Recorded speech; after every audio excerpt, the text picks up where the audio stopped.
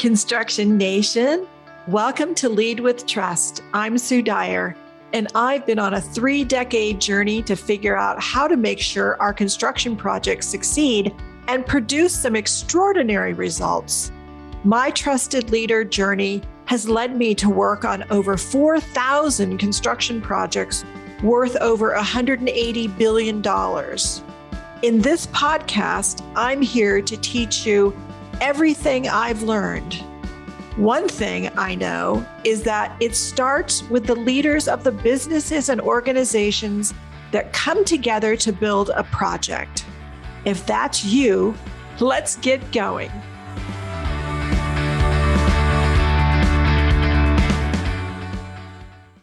Hey, Construction Nation, this is Sue Dyer, and you're listening to another episode of Lead with Trust.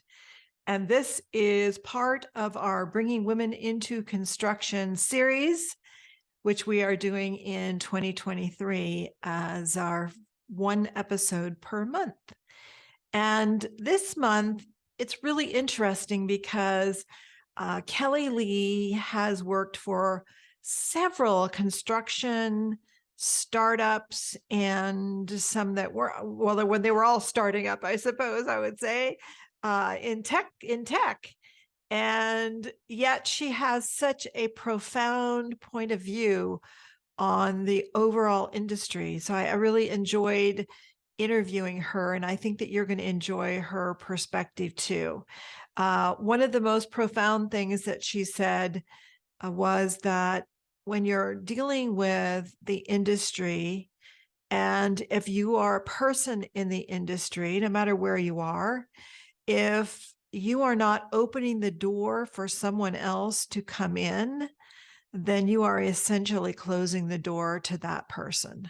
So that really got me thinking that all of us could find someone, or when people come our way, we could be opening the door for them, perhaps more effectively, more often, or in a better way. So I hope you enjoyed this episode. I sure have. So let's listen in.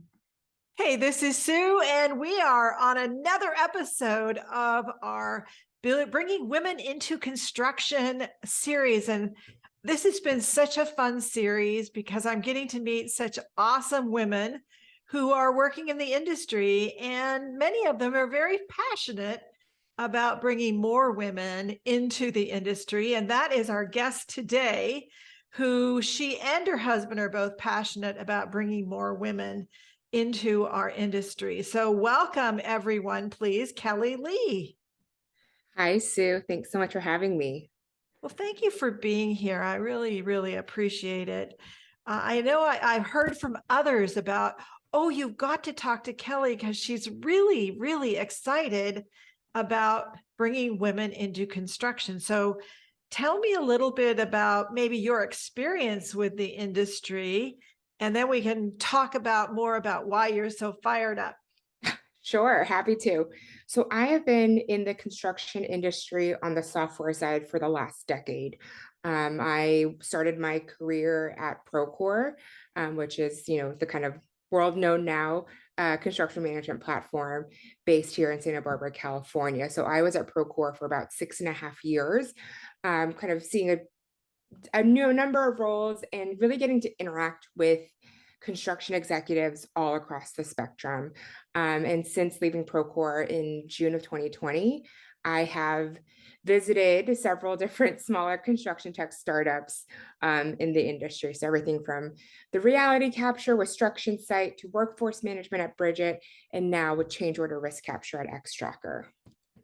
I think that's so exciting. And later on, I want to make sure we go back to that and talk more about the perspective you have, because it always fascinates me to watch and see the trends as tech evolves, because as tech goes, sort of everything follows that. Mm-hmm.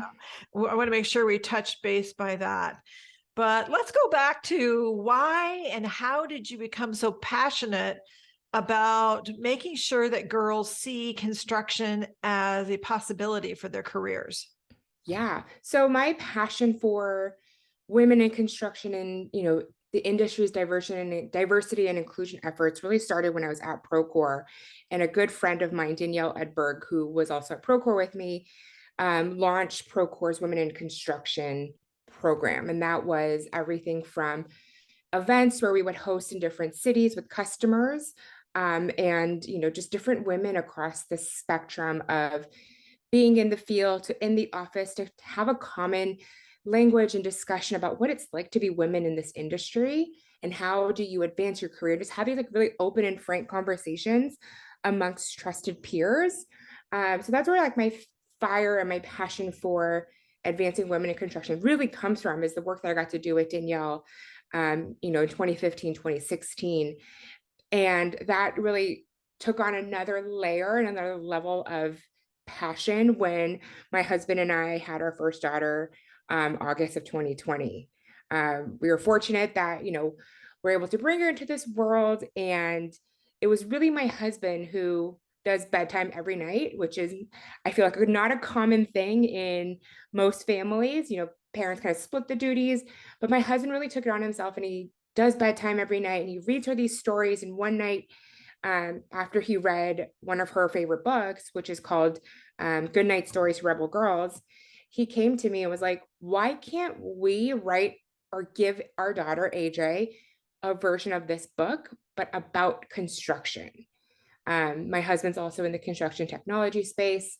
He has been a part of my like women in construction journey, the conversations I have. And he, now being a father to this young girl, was like, we need to do more so that she knows the possibilities are literally endless. So that is where my recent passion and my recent project that we're going to talk about really comes from, is from my daughter inspiring my husband, who really got me fired up. I just think that's so awesome. Think about that, it's really your husband thinking about wanting his daughter to have those possibilities. I mean, we want that for all of our children, of course. But years ago, a really dear friend of mine, she'd written a whole bunch of books, and she had lived in Europe for, I think, about 22 years at the time. And she was the head of the Girl Scouts of Europe. And they were doing this retreat over the weekend. And this one little girl came up while she was talking about what girls could do and what girls' careers could look like. And this one little girl came up to her afterwards and said, "Are you telling me that girls could be the president of the United States?" And then all the girls chimed in and go, "Really? A girl could be the president of the United?" They didn't know. And this wasn't that many years ago. And she actually wrote a whole book on it, like, yes, a girl can become president. And so there's a lot of paradigms that have to shift for everyone. And so tell us about the book that you're working on, you and your husband. Yeah. So in essence, we want to tell the stories of the incredible and powerful women who are on our job sites, who build the built world that we interact with every day. And over my career, I've had the ability to meet so many influential women, women like Nancy Novak at Compass Data Centers, Kaylee Learman Schmidt at Hensel Phelps, and like the list goes on. And I've met so many of them, and they all have this inspiring story to tell, and how they're breaking different glass ceilings and different barriers. And we wanted to, again, selfishly for our daughter, translate their stories and their experiences into something that we could share with her. And as we started to like write this all down, we realized this is more than just stories for our daughter. This is stories for our entire industry. And then taking it one step further, it's stories for the children of the world. That's cool. So do you have like a little thumbnail of one or two of the stories you could maybe share with everyone? I can summarize them. So essentially, there are one-page short stories about different women, and we're doing a series based off of roles. So we've completed our superintendent series, which are 5 short stories of incredible superintendents.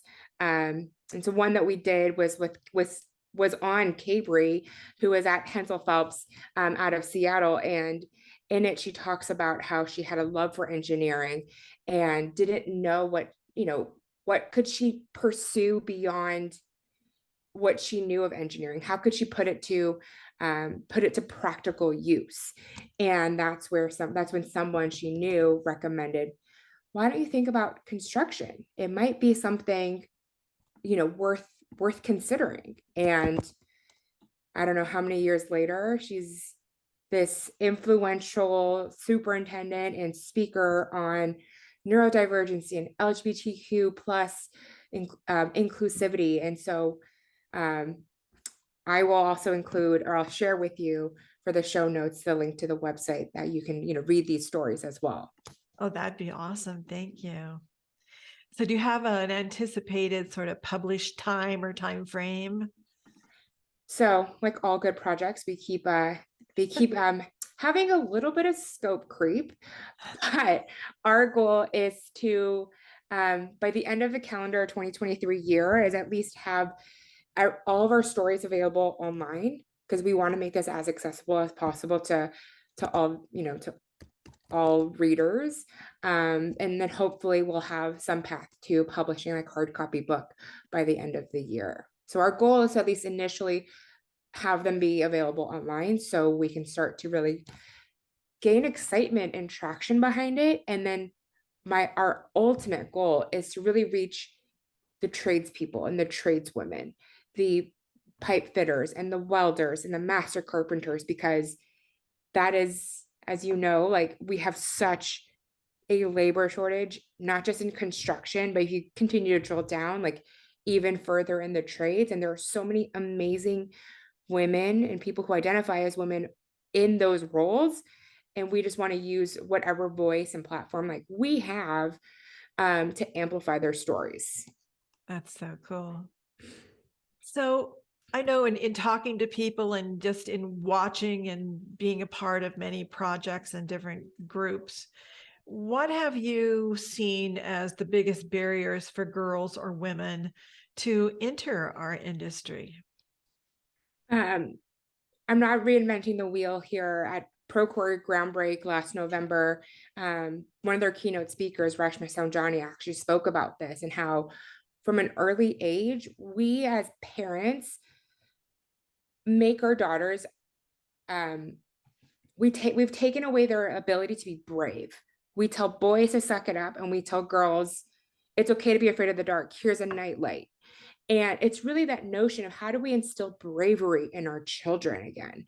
How do we instill this willingness to take a risk, take a chance? You always hear the kind of stereotypes of young children who like boys are better in math and science, girls are better in English and history. And a lot of that comes from this ideal of perfectionism that we instill a lot of times in our daughters, whether intentionally or unintentionally. And so I think that has created a lot of the barriers that we are now feeling the effects of, is because 15, 20, 30 years ago, the parents of those children did the things that Rashma talked about, told their daughters that if you're afraid of the dark, here's a nightlight, versus helping them understand that being afraid is okay. And here's how we become braver and take chances and learn how to make mistakes, and being perfect is not everything. And that has, I think, shifted women into career paths and career options that are potentially less physical, like construction, and less, maybe like challenging, not the right word, but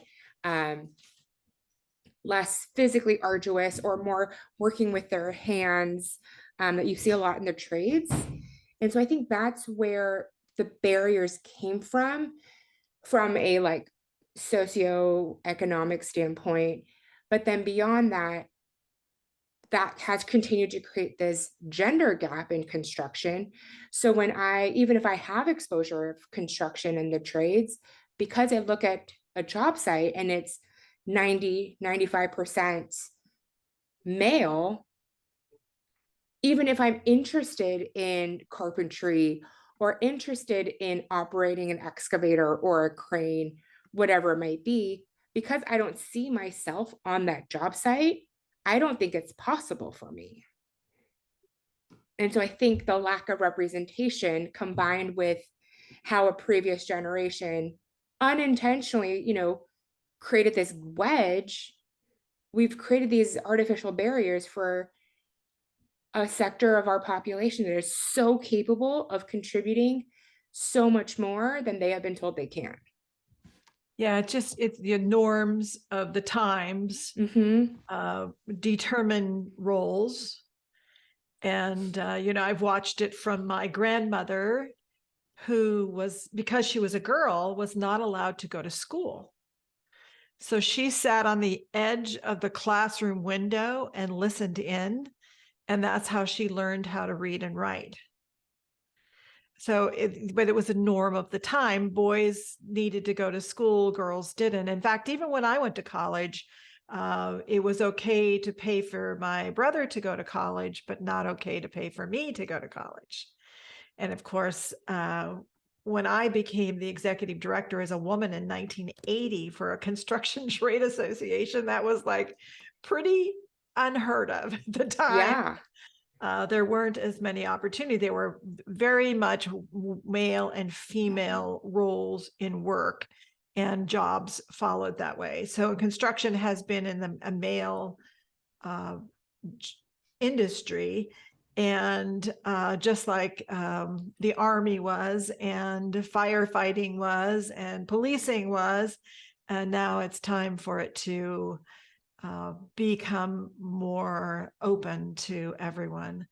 But as you were just pointing out, that's two barriers. One is the psychological barrier, the norm, and what we think is possible.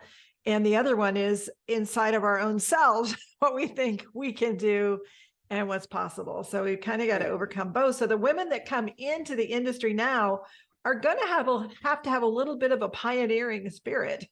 Yeah.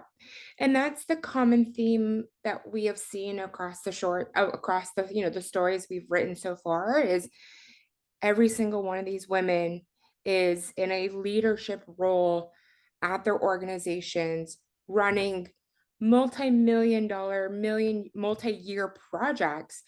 And a common theme from all of them was helping their organization overcome the biases and psychological doubts they may have about that woman's ability to do that job. And that's a common thread across all of the stories where they were misjudged, they were seen as the marketing person or someone's assistant, and they had to consistently like break these preconceived notions about what it looks like for a construction worker and a construction professional on a job site. And I would think that these women were working for someone or some place that at least gave them enough latitude to allow them to do that. Yeah, In a lot of places, that wouldn't even be the case. exactly. You would get pigeonholed, and that wouldn't be really possible. So, Mhm. they've got to be at least somewhat growth minded Yeah. and open to it. So I know that you've listened to a lot, studied this a lot, and what ideas do you have for employers or maybe even the unions or the training establishment for the trades on how to help them bring in more women? Because for a lot of the unionized workers, that's where they need to enter in. And so got any thoughts on that? Yeah, and I'm by no means an expert in, union versus non-union labor.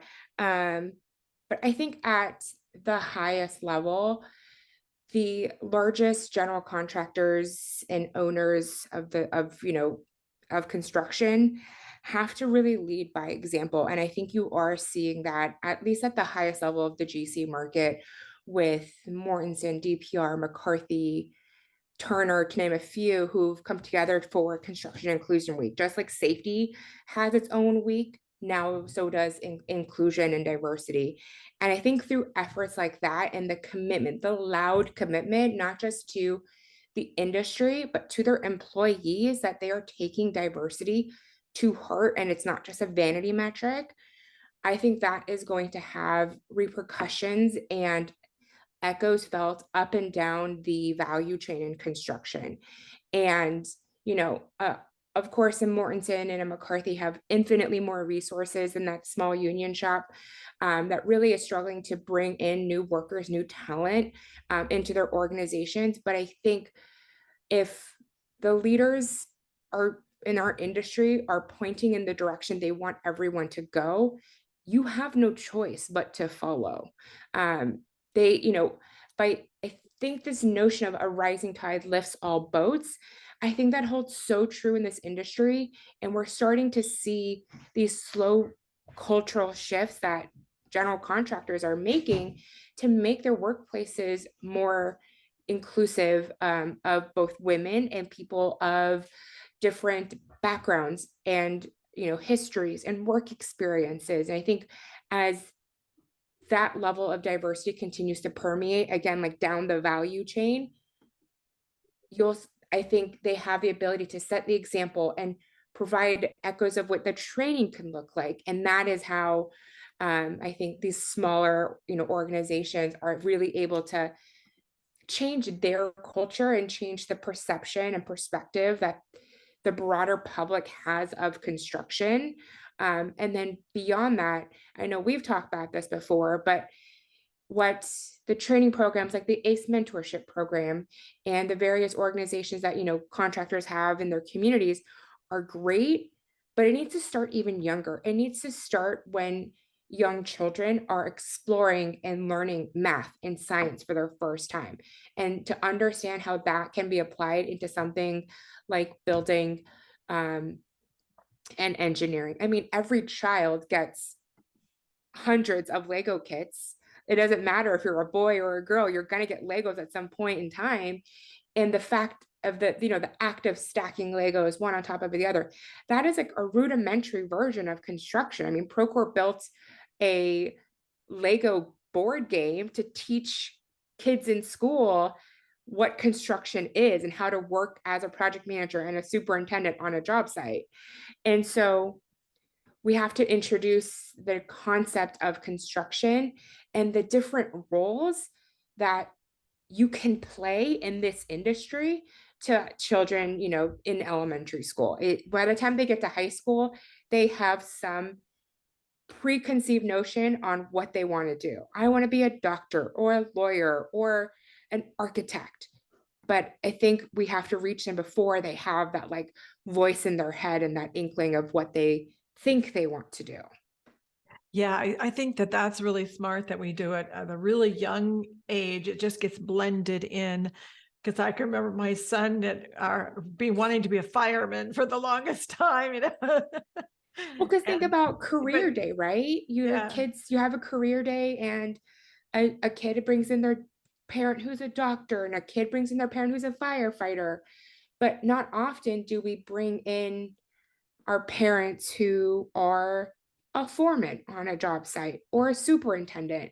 At least I never saw that in my childhood growing up. Had I been exposed, I would have asked questions. What do they do?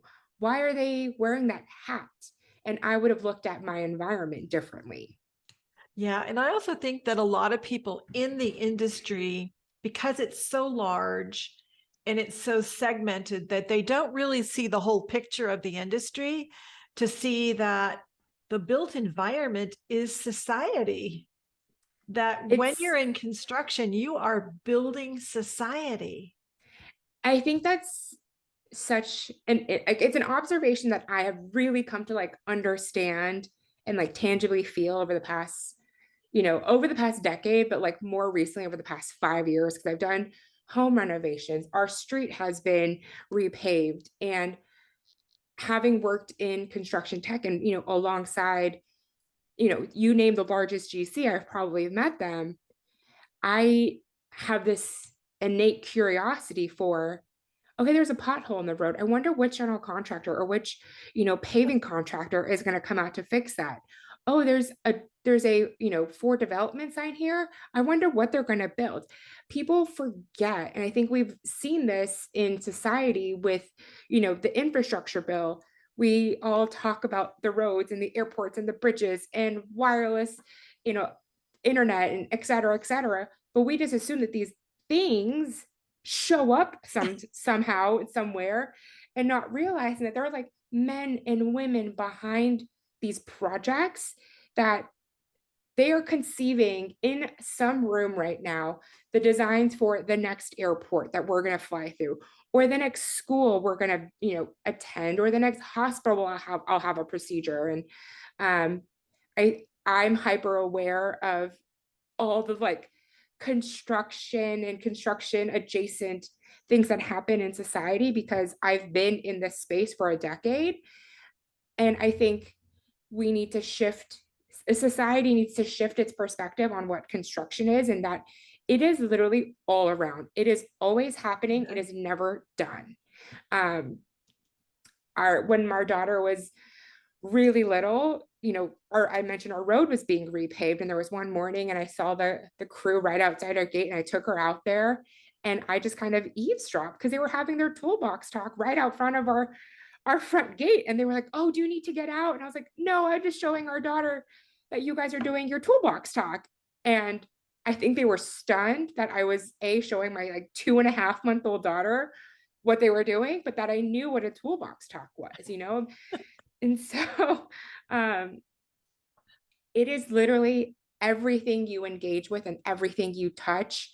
One of the things that has always stuck out to me is when Procore opened their world headquarters down in Carpinteria in kind of Santa Barbara region, some of the interior like architecture and design was left somewhat raw and exposed. And the intention was to show the engineers, the salespeople, the customer support reps, anyone who worked at Procore, that construction is not an end product.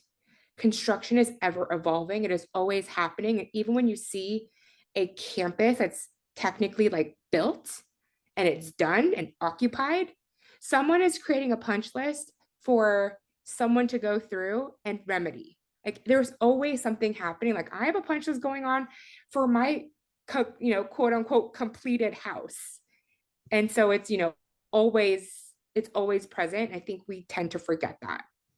I think the other thing that we are going to see evolve over the next decade quite dramatically, which kind of marries your technology with the built environment and with Web 3.0, Mm-hmm.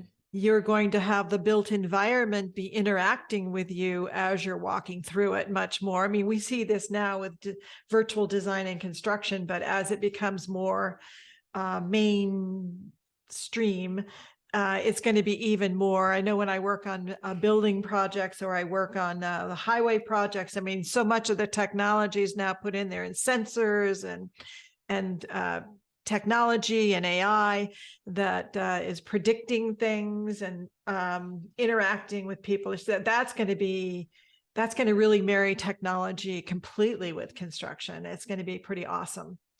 So I'm looking forward to that. So I really do want to take a minute and talk a Yeah. little bit about technology and your perspective on technology, because I see and watch all the new technology emerge, and I see the generals playing with it and seeing what they can do with it. And sometimes it works and sometimes it doesn't work out. But what do you see as maybe trends, and what's on the horizon, and what are things that you think are like becoming really core technology every construction company needs to have, and what are the things that you think are coming? So I think from a core, everyone is going to have this. It's project management, right? I mean, 20 plus years ago, when Tui and Steve were tinkering with the idea of Procore, and Tui was viscerally living the experience of building his home and not understanding what was happening on a job site on a day-to-day basis. When they started, it was when Tui started Procore, it was they were literally installing like wireless modems on job sites. People could understand what they were even talking about. And fast forward 20 plus years, and every general contractor, every specialty contractor has adopted some level of project management technology, whether it's Procore or Autodesk. It's kind of table stakes at this point. If you're not doing it, you're going to be left behind. You're going to be in the past. And I think from like what's coming. My current CEO, Cameron Page at X Tracker, he thinks of technology as peaks and potholes. At the peak, you have AI, you have reality capture, you have things that are thinking about what are the 18 permutations to our schedule we could have if we change one supplier. And you're seeing that and you're seeing the larger general contractors, the most innovative ones, really adopting that technology because they're always the one pushing the envelope, and they've always been the ones that have innovation departments, and were the ones that adopted VDC and BIM before everyone else did. So you have those peaks. You have these really innovative technologies that are making individuals more efficient, that are challenging how you think about how you can do something. No longer do you have a project engineer or an intern walking a 30,000 square foot arena taking photos. You have a 360 camera. So that's at the peak. And at the potholes, you have the manual processes that no matter what happens on a job site, no matter what happens in your life, they just have to get done. Payroll has to be made. You have to submit your change order request. You have to push through your HR hiring forms, whatever it might be. And some of those processes haven't really seen any digitization in the past 5-10 years, because everyone seems to focus on the big shiny peak of technology. But the pothole is really where I think there's the most opportunity to gain efficiency, make your existing employees more efficient, happy, and capitalize the time they already have on your projects. So for the X Tracker, for example, no longer is a PM having to track down 30 plus COR logs from each of their trade partners. It's all digitally available for them in X Tracker, where they can get that digital COR log that they can then reconcile against their project financials. And we're seeing contractors save 8 hours a week on, this manual process, and 8 hours a week, that may be from their weekend, that may be from their evening. So what are they getting? They're getting quality of life back. And then going back to the beginning of our conversation, the culture in construction is starting to shift, where the culture on your job site is important. The culture and the values and the benefits you provide to your employees is important. And it's not just, hey, the paycheck you get at the end of the month is your reward. It's these intrinsic and sometimes intangible benefits, like 8 hours back in your week, which came from your weekend. Getting that back, what does that mean? And so I think that's what I'm excited to see, is what other kind of potholes of technology or potholes of construction will we see technology start to digitize and companies start to adopt. I love that idea of the potholes because it also applies to small companies. It Mhm. isn't just any company, it's small. Plus, you end up getting then a record that you're not looking through files for and boxes of things and trying to figure out where it is. Binders, Exactly. You look at binders, shelves of binders. like an ENR top 100 company, like everyone is managing towards a bottom line or a board of directors. But at the end of the day, an ENR top 100 company has more resources than that small union shop in your backyard that you have, done business with. Like, they don't have the luxury of time, the people, or the capital to be combing through email to find, a COR log, or the time to drive T&M tickets back to an office. And so if you can make those organizations more efficient, they're able to work, I think, and I believe, more efficiently and better on your job site, ultimately providing you with a better end product, which in like the cyclical nature of construction wins them more business again and again with that general contractor, keeps that business alive, and then they have the opportunity to hire more diverse talent versus an organization that has spent all their time and resources on really manual processes, can't staff, can't meet project deadlines, is over budget, and is no longer in business and doesn't have the opportunity to hire a diverse workforce. Yeah, now I see one of the challenges is just the smaller companies having access to knowing what makes sense for them. I think there's going to be a whole level of consultants, and maybe there already are, that help translate what could work for you. And not overkill, but not underkill. Mhm. Yeah. Well, what parting advice can you offer to construction folks, to the unions, to the designers out there, maybe construction managers, tradespeople on, what they might do to bring more women in, or just any advice you might have for them? This is like the hardest question I've ever been asked. I think I have two pieces of advice. And I think it is, if you're not holding the door open for someone else, you're blocking the door for them. And I mean that to say that every person that I have met in this industry has always been willing to help and willing to lift someone else up. And those people have been the ones who have held the door open for the next person, the next woman, the next, young college grad, or the, young whoever, what am I, fill in the blank. They've held that door open and given someone the opportunity and the chance. And I think if we all in the industry are able to hold that door open, we will make and leave this industry a better place than we left it. And the second piece of advice is, I think, at mid 2020, the concept and the discussion around implicit bias became, it took over the nation with like a firestorm. And I think we've all collectively done a lot of work towards addressing our own implicit biases about people that we engage with, people in our lives, in our families, and our communities. But I think that work has to continue. And I'll share a quick story, but my husband is a cisgender white male. And he was always of the belief that if you work hard, you will get what you are deserved. And it was through this project, writing these stories and interviewing these women, where he realized it is still not the case.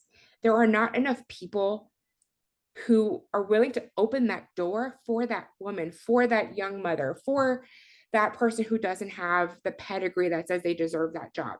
Because there aren't people willing to open that, it doesn't matter how hard someone is working, that door is still being shut in their face because of an implicit bias they hold. And so I think we all have to continue to do that self-discovery and that self-work to ensure that we are not looking at women or girls as less than, but really as an opportunity to learn a different perspective. I think I love the visual of, if you're not opening the door, you're really closing the door on them. Mm-hmm. Yeah. I love that. And I hope everyone out there in construction world will think about that, and we'll see who comes into your world that maybe you could open the door for. I mean, it just takes one person to do it with one person, and then another person, and that's how it will grow. And like a really tangible example, and then I know we have to wrap up, is at least on the technology, the tech world side, we're seeing all of these layoffs. And I saw someone post this on LinkedIn today, and I thought it was so poignant. And it said, if a recruiter reaches out to you about a potential job, but you are not fit for it, recommend someone else's name. And just that sheer act of, this isn't my opportunity, but I know someone who needs to get brought into that door, give them that shot. Yeah. I just love that. So we're going to leave you with that visual today, Construction Nation. It's time to open the door for someone who is in your sphere of influence and let them in, so that you can help take them to the next level or mentor them, whatever it might be.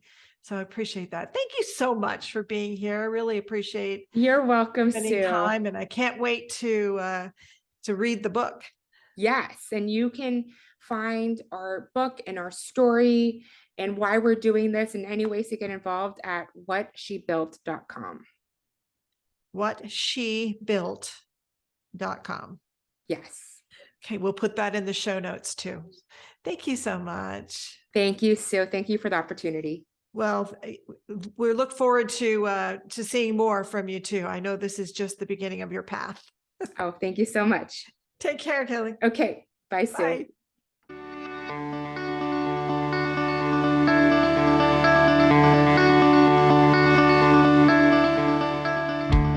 Okay, Construction Nation, I hope you enjoyed today's episode of Lead with Trust. Will you do me a favor? If you think this episode can help anyone on your team or business, please forward it to them. Please subscribe so you don't miss an episode. And your honest review, hopefully 5 stars, is much appreciated. Every leader who learns how to build their business and projects on a foundation of trust is going to reap the rewards of greater productivity, attracting the best of the best, enjoying your business more, and doing things you thought were impossible. If you want to know where you are in your trusted leader journey, I have a free resource for you.